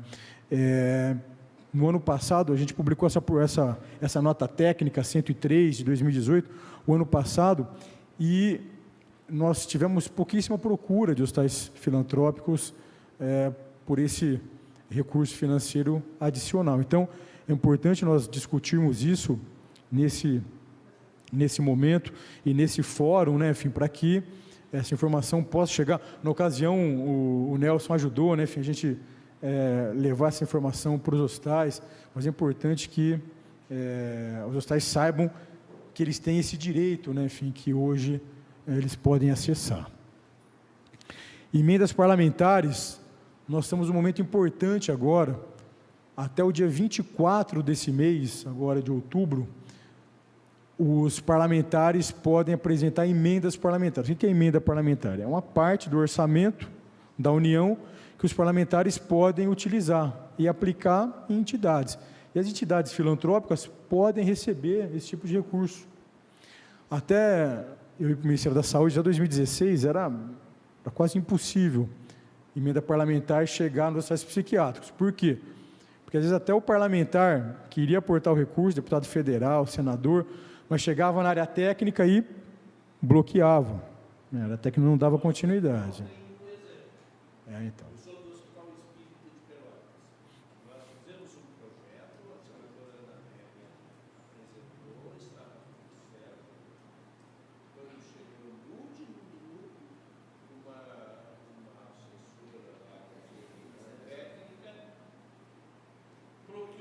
Indeferiu.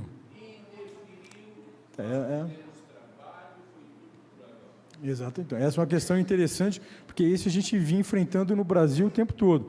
Às vezes, os parlamentares querendo aportar o recurso, e o Ministério da Saúde cerceava o direito dos hospitais de acessá-lo, né? Inclusive, quando nós tivemos lá em Brasília, uma assessora lá nos disse: o hospital de vocês foi em 2011, nem era para existir. Não era. Não é que existe, não existe, vive lá. Ainda perguntei para ela que no hospital de Taguatinga, em Brasília, vive. Como é que vive? Aquilo é um distrito que não tem uma interferência. Mas o hospital de vocês não deveria existir. Isso aí o hospital psiquiátrico já está extinto em 2000. Então, era justamente isso. Então, e aí o que aconteceu? Então, quando nós fomos para o Ministério, nós começamos a ter uma interlocução com os hospitais para tentar estimular os hospitais a irem atrás, então, de parlamentares próximos, para acessarem esse tipo de recurso. Então, por exemplo, no ano 2017, a gente estava iniciando ali, é impressionante, de 173 emendas parlamentares que nós avaliamos e liberamos, 2 foram para os hospitais psiquiátricos. Foi um começo, porque antes era nada, né? Mas foram 2. No ano passado, de 162 emendas liberadas, já 10 eram para os hospitais psiquiátricos, filantrópicos. Então, a partir de agora, então, eu espero, né, enfim, que essa nossa conversa, o depoimento do colega lá do Hospital Psiquiátrico lá de Pelotas, do Hospital Espírita de Pelotas, que a partir, então, dessa nova configuração da Política Nacional de Saúde Mental e de Drogas, como nós vamos ver na sequência, que os senhores possam começar a estreitar a relação dos senhores com os seus parlamentares em busca dessas emendas. Tenho conversado bastante com o Nelson sobre isso. O Nelson esteve algumas vezes lá em Brasília este ano.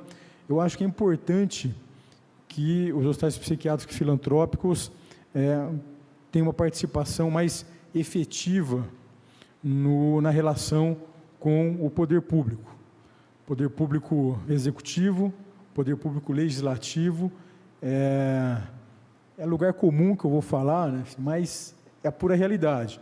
Ou seja, nós vivemos um mundo político, então as relações que se estabelecem com os poderes públicos constituídos é extremamente importante. É importante para que a gente não retroceda de onde a gente está, né, sempre existe um risco. É importante para que a gente continue avançando.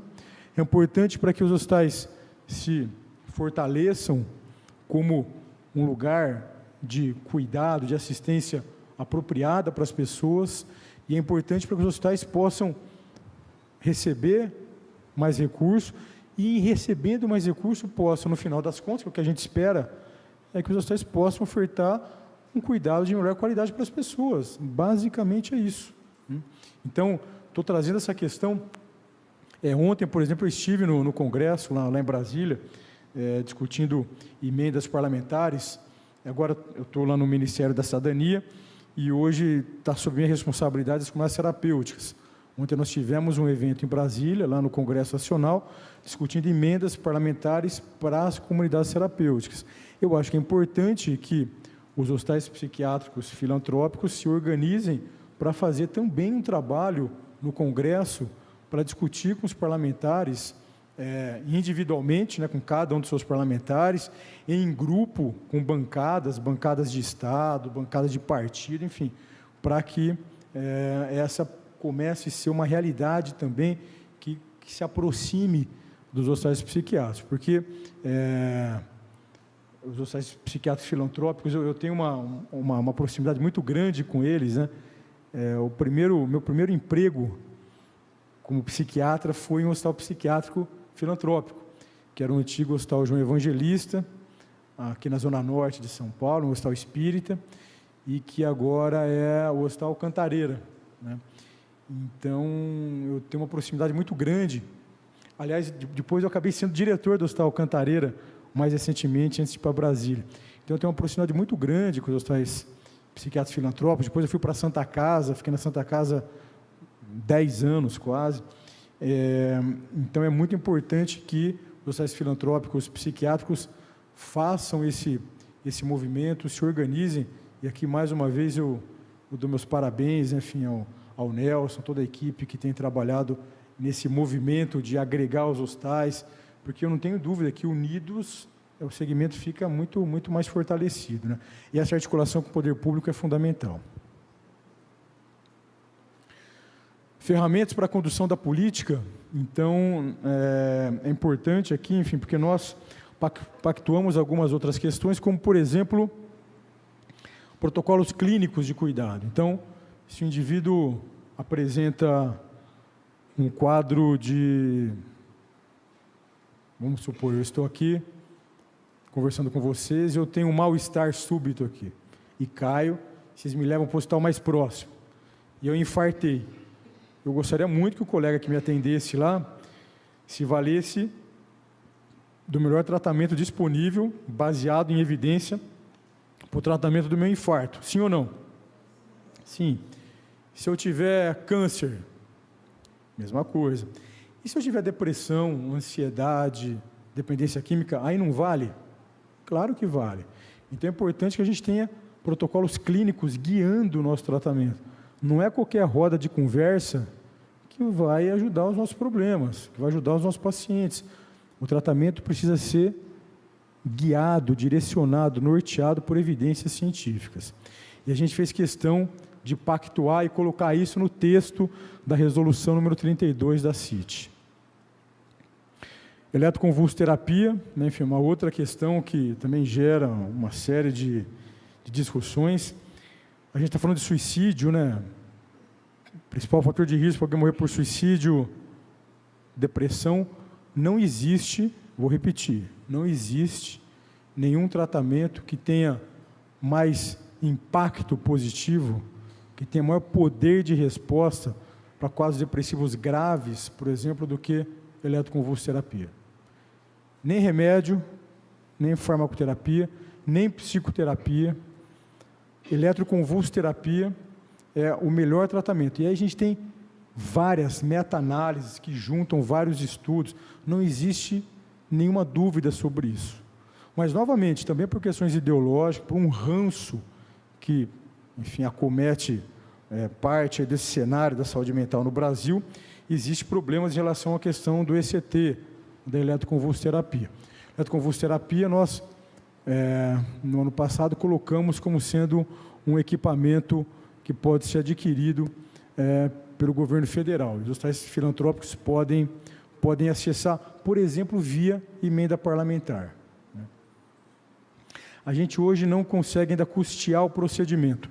A gente não conseguiu avançar ainda para isso, mas esse é um processo que precisa acontecer dentro do SUS. Mas a gente deu pelo menos um primeiro passo, que é disponibilizar a compra do aparelho.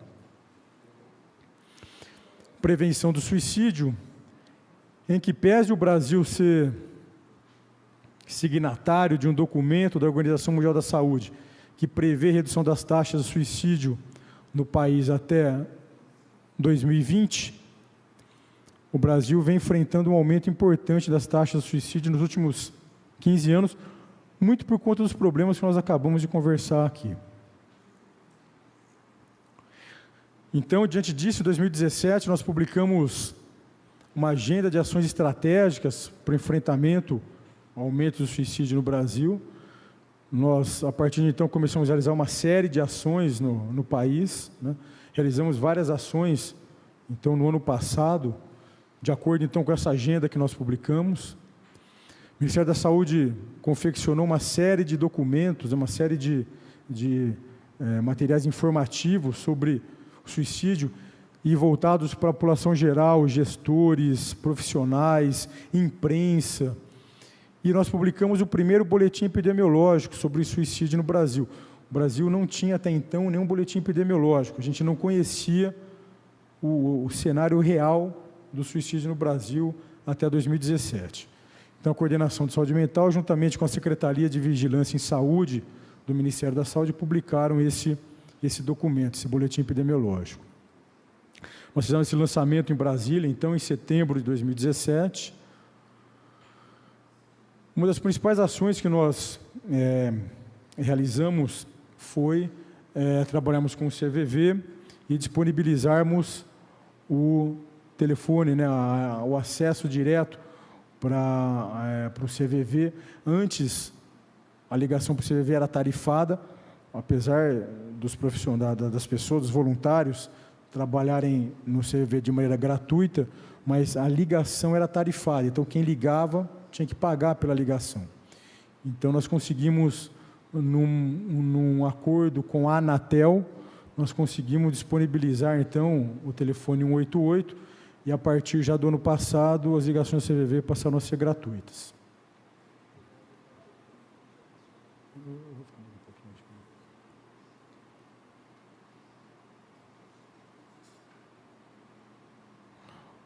Próximo, por favor. É isso. A gente também, no trabalho com o CVV, percebemos que depois disso houve um aumento exponencial, né, das chamadas, dos contatos com o CVV. Nós fizemos uma parceria com o CVV, o próximo, por favor, a partir da qual nós aportamos um recurso para o CVV. Agora a gente está andando, então o Nelson está aqui, então agora a gente precisa fazer com que esse recurso chegue efetivamente para o CVV. Mas a ideia é que a gente possa aportar esse recurso está em processo, o CVV agora está andando para efetivar aí o recebimento do recurso. Mais um pouquinho, então maravilha. Porque é importante, né, enfim, que o poder público ajude instituições que fazem um trabalho tão importante como o CVV vem realizando nas últimas muitas décadas, né? Próximo, por favor.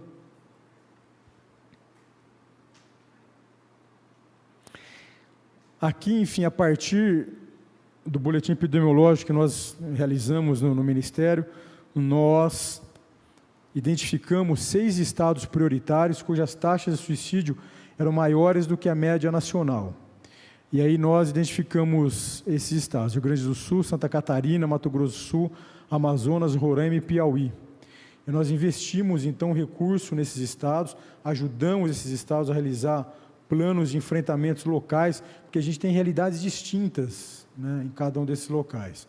Esse aqui é uma oficina que a gente fez em Brasília. Esse aqui, o Dr. Rafael Bernardon, vai estar aqui com vocês amanhã, não é isso? Eu vou falar um pouquinho sobre ele, um pouquinho mais para frente.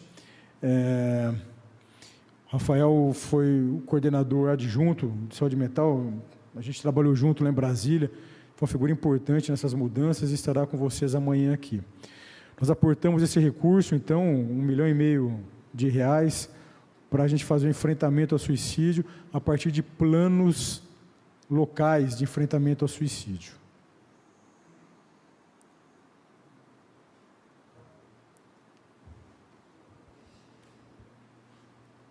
Obrigado. Aqui, enfim, a gente viu que vários daqueles estados, então Amazonas, Roraima, são estados que têm grandes populações indígenas.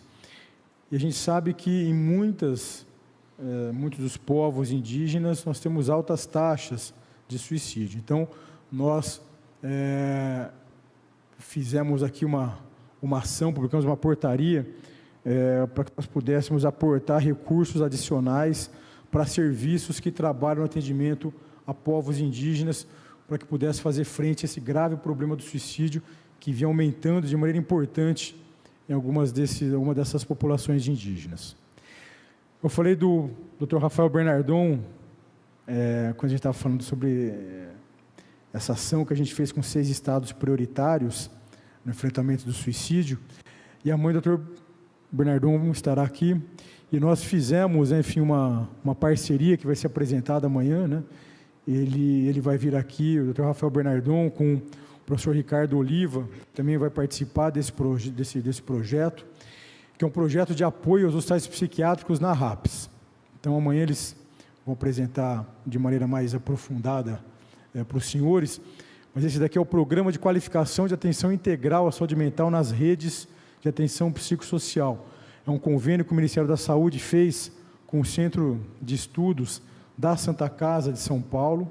A ideia é que nós possamos, né, enfim, trabalhar o Hospital Psiquiátrico Filantrópico como sendo um centro importante de organização dos serviços da rede. É um projeto que tem vigência aí até 2021 e teve um aporte de recursos de R$1.200.000. Acho que é a primeira iniciativa do Ministério da Saúde de aportar recurso para um projeto como esse, e que coloca, né, enfim, o Hospital Psiquiátrico como centro de atenção e de organização do serviço da rede.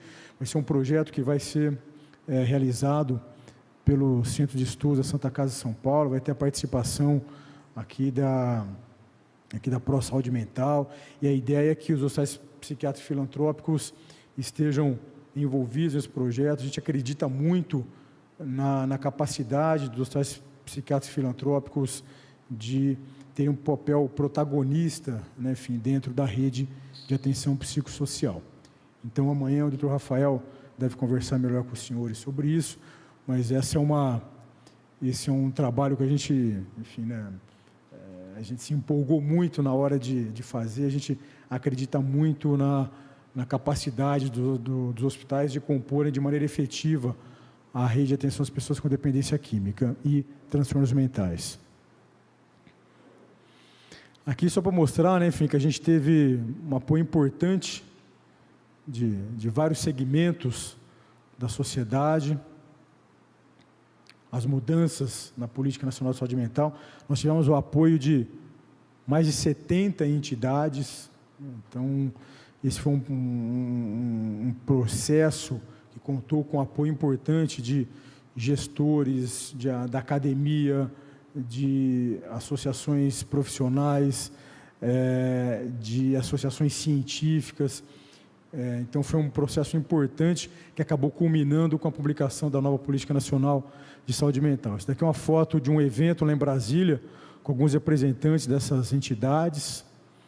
E lembrar aqui, que eu acho que é uma coisa importante, que a nova Política Nacional de Saúde Mental não é uma política de um governo, na verdade é uma política do SUS, do Sistema Único de Saúde, que foi apresentado, discutido e pactuado e publicado pela essa instância deliberativa do SUS, que é a Comissão Intergestora e Tripartite, e depois foi ratificado e normatizado pelo Ministério da Saúde, por meio da publicação da Portaria 3588 e de portarias subsequentes. Aqui também é o lançamento da nova Política Nacional de Saúde Mental, em dezembro de 2017, em Brasília. Isso aqui foi um momento importante, que juntamente com a Federação Brasileira de Hospitais, junto com a FBH, nós ajudamos na criação da Frente Parlamentar Mista em defesa da nova Política Nacional de Saúde Mental e da Assistência Hospitalar Psiquiátrica. Isso daí faz um link com o que a gente acabou de conversar. Eu acho que é muito importante que os hospitais psiquiátricos estejam próximos e em eterna discussão e crescimento com os poderes públicos constituídos. Então, isso daqui foi a criação dessa frente parlamentar. Uma outra coisa que eu também acho importante, né, para os hospitais psiquiátricos é trabalhar num trabalho em união. Então, a gente sabe que tem várias instâncias que representam os hospitais, que congregam os hospitais. Então, a gente tem Pro Saúde Mental, FEOSP, FBH, enfim. Eu acho que é importante, na verdade, que haja um trabalho em conjunto dessas várias entidades, e que pesem elas, enfim, serem distintas em vários aspectos, mas elas costumam ter um objetivo comum, que é o fortalecimento do segmento. Falo isso por conta de ter conversado muito com o Nelsinho sobre isso, né? Eu tenho tido uma experiência, já desde que eu estava no Ministério da Saúde, com as comunidades terapêuticas.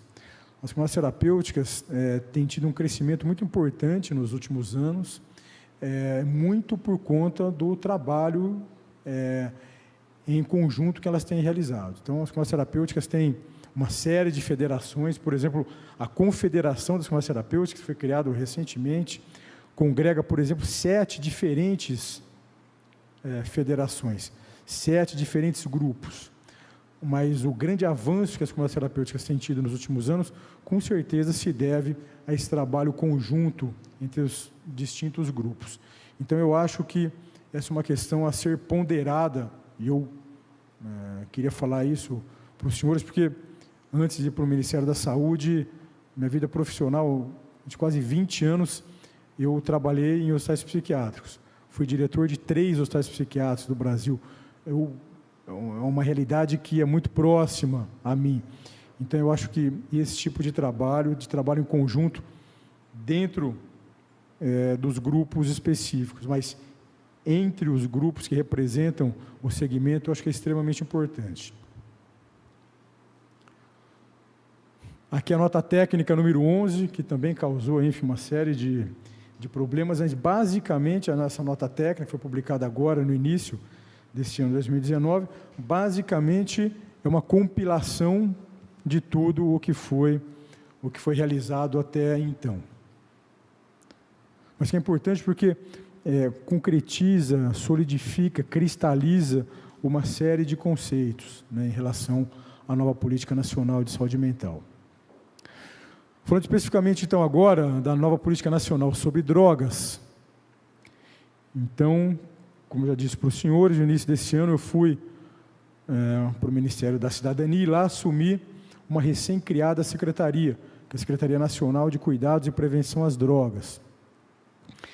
E lá, então, nós tivemos a oportunidade de trabalhar nas mudanças de 2 normativas importantes, uma delas responsável, então, por regulamentar a política sobre drogas no Brasil, e mudamos também depois a lei de drogas no Brasil. Então, falando especificamente do decreto presidencial, que é o 9761, agora dia 11 de abril, que mudou a política nacional sobre drogas, é importante dizer que não foi uma mudança, que muitas pessoas dizem, uma mudança de canetada, sem discutir com a sociedade, o que em absoluto não é verdade. Então, um breve histórico disso. Em 2017, quando nós estávamos discutindo as mudanças na política nacional de saúde mental, Eu, na ocasião, representava o Ministério da Saúde no CONAD. É um órgão colegiado que é o Conselho Nacional de Políticas sobre Drogas. Naquela ocasião, nós apresentamos uma proposta de mudança também da Política Nacional sobre Drogas, lá no CONAD. Só que lá é um órgão colegiado, as coisas são mais complicadas de andarem. Mas acabaram andando. Então, nós apresentamos essa proposta em 2017. No ano de 2018, então, ano passado, em março, foi publicada uma resolução do CONAD, a resolução número 1 do CONAD 2018, publicada em março do ano passado. E essa resolução, aqui é o dia da votação da resolução, essa resolução já apontava para a necessidade de mudanças na Política Nacional sobre Drogas, e no seu último artigo da resolução, colocava a necessidade da criação de um grupo de trabalho para discutir as mudanças na Política Nacional sobre Drogas. Esse grupo de trabalho foi constituído, eu participei desse grupo de trabalho representando o Ministério da Saúde na ocasião.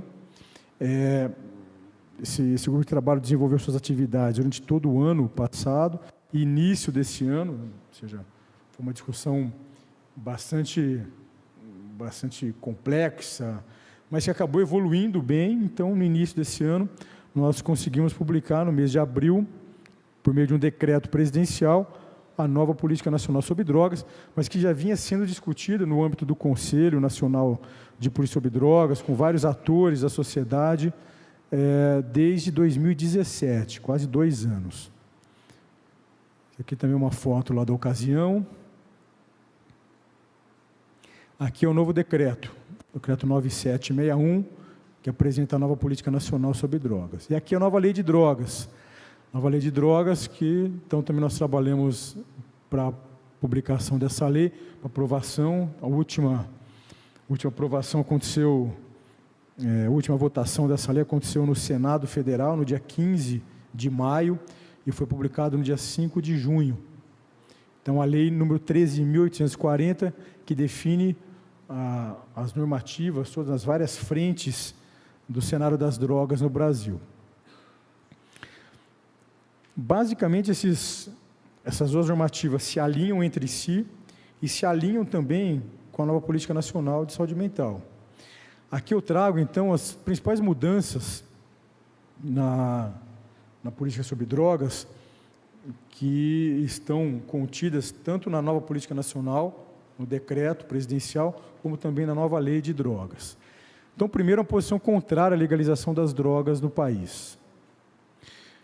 A segunda questão é essas normativas buscam a construção de uma sociedade protegida das drogas. Então, por que isso? Porque últimas gestões do governo federal vinham, no mínimo, flertando com a liberação das drogas no Brasil. Na área de repressão, por exemplo, há um endurecimento das ações contra o narcotráfico, em especial contra o narcotráfico ligado ao crime organizado, e nós temos trabalhado já, enfim, as primeiras ações no governo federal a partir disso.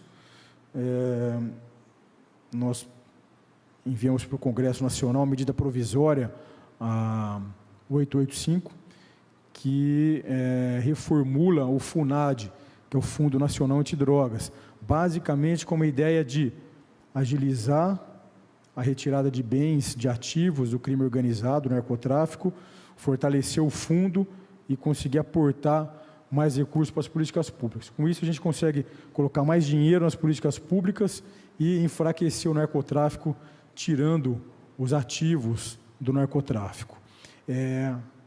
E acabou de ser aprovado, então, essa medida provisória, essa semana, no Congresso Nacional. A gente deve ter já mudanças expressivas a partir de agora.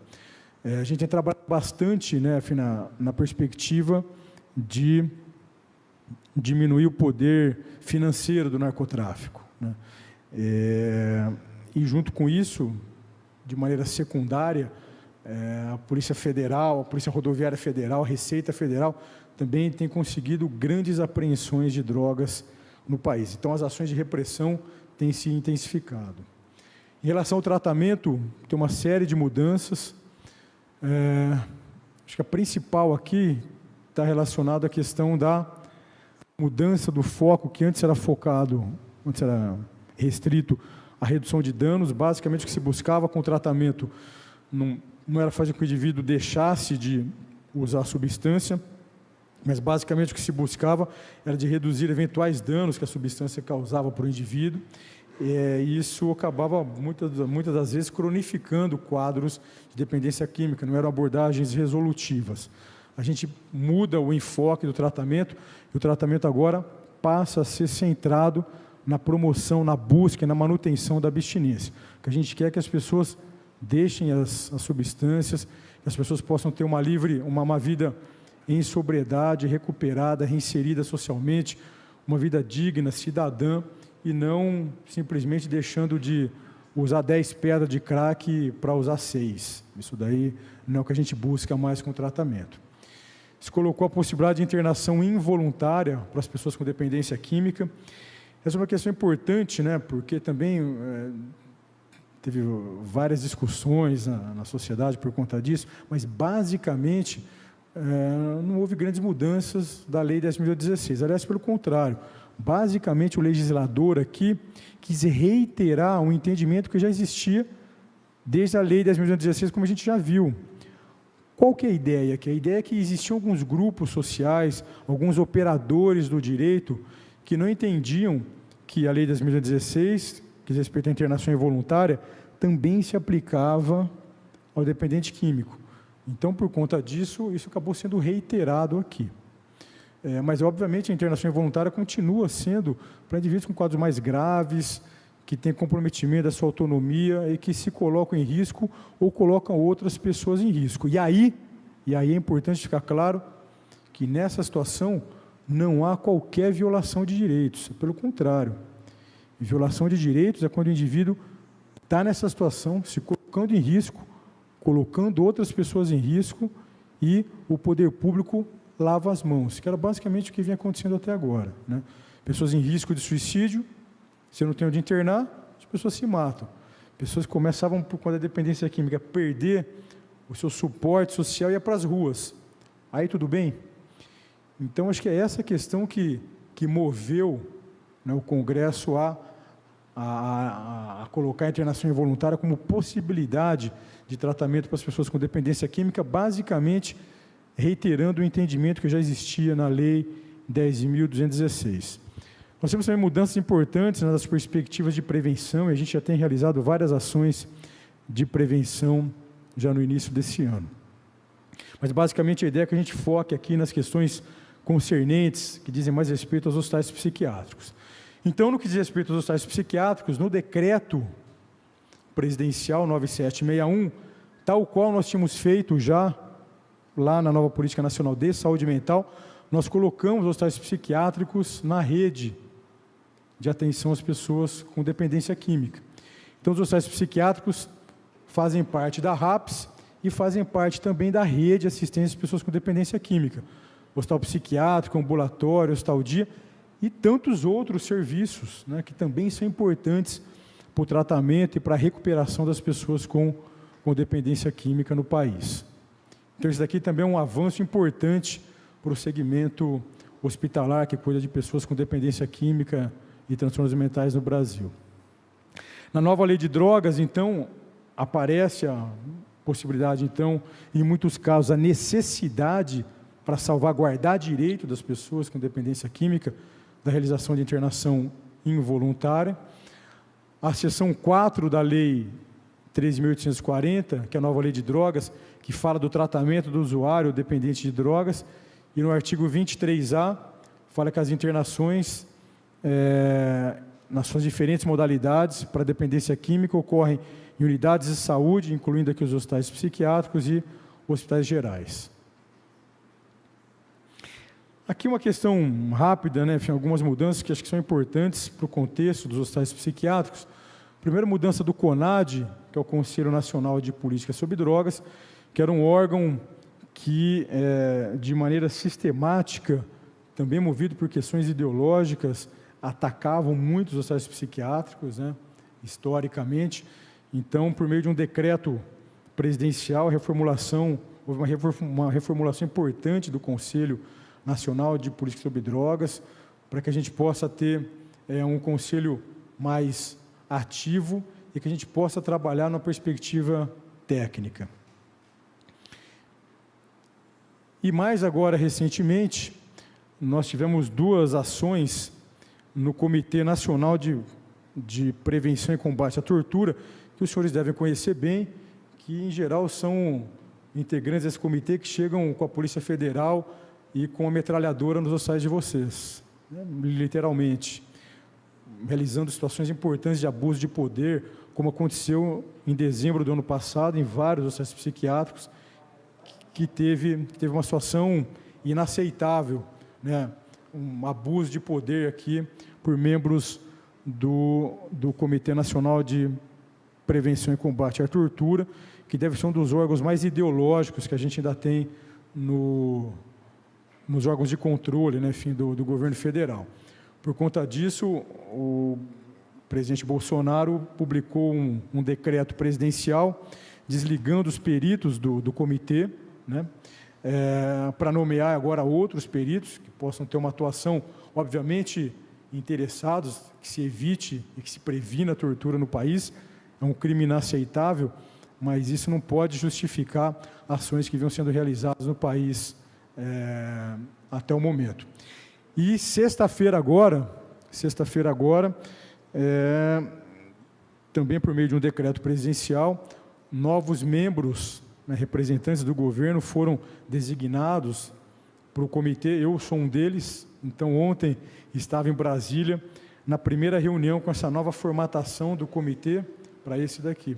Teve uma reunião ontem em Brasília, tomei posse ontem nesse comitê, juntamente com outros colegas representando o governo federal. É um órgão paritário, tem membros da sociedade civil, mas a gente precisa ser claro aqui também, né? A gente não pode, acho que não dá mais para a gente ficar ouvindo essa mesma retórica furada. São representantes que não representam a sociedade, na verdade, representam grupos de interesse. Mas esses camaradas estão lá ainda, e a gente, claro, que tem trabalhado com eles, né, já que esse é um órgão paritário, mas a gente agora entrou forte no comitê, com representantes do governo, para que a gente possa evitar com essa série de desmandos e de arbitrariedades que vinham acontecendo, ainda permaneçam, né? Então, também são ações que o governo federal tem buscado realizar. Temos algumas frentes de informação para a população. Aqui é o OBID, Observatório Brasileiro de Informações sobre Drogas, tem algumas informações que a população pode acessar aqui. E aqui é um canal que nós abrimos, um canal de atendimento para a população, para gestores, profissionais, a acessarem ações que nós estamos desenvolvendo. Aqui, obviamente, que eu trouxe as ações que dizem mais respeito aos hospitais psiquiátricos, mas tem outras tantas ações que acontecem na área da repressão, da prevenção, do tratamento, da reinserção social. E quem tiver dúvida, quem tiver algum interesse, pode acessar esse canal de relacionamento que o governo abriu por meio do telefone 121, quem tiver interesse nas novas ações do governo federal para o enfrentamento às drogas no país. Era isso que eu gostaria de trazer aos senhores e agradeço mais uma vez pela oportunidade. Muito obrigado.